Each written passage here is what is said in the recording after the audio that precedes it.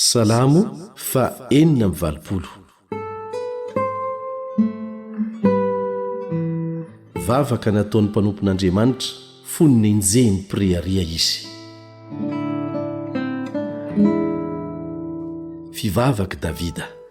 Atongilany ny sofinao Jehovah ka valio aho, fa ory sy malahelo, arovo ny fanahiko fa masina aho.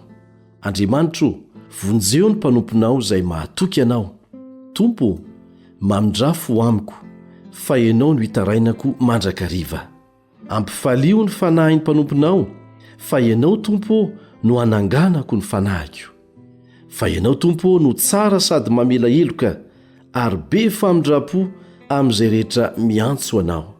Mandrenesa ny fivavako Jehovah, ary henoy ny feon'ny fifonako. Amin'ny andro fahoriako dia miantso anao aho, fa mamaly ahy ianao. Tsy misy tahaka anao Tompo amin'ireo Andriamanitra, ary tsy misy tahaka ny asanao. Ny firenena rehetra nataonao dia ho avy hiankohaka eo anatrehanao, Tompo, ka hanome voninahitra ny anaranao.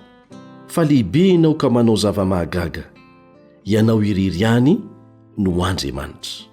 Ampianaro ny lalanao aho Jehovah, dia andeha amin'ny fahamarinanao aho. Ampiraiso ny foko hatahotra ny anaranao.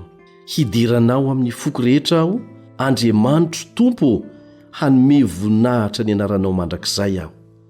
Fa lehibe ny famindraponao amiko, ary efa novonjenao ny fanahiko, tsy hoany amin'ny fiaina tsy hita ambany indrindra. Andriamanitro, ny priaria mitsangana nohitra, ary ny antokony lozabe mitady ny aiko, ary tsy mba heveriny fa eo anatrehany ianao.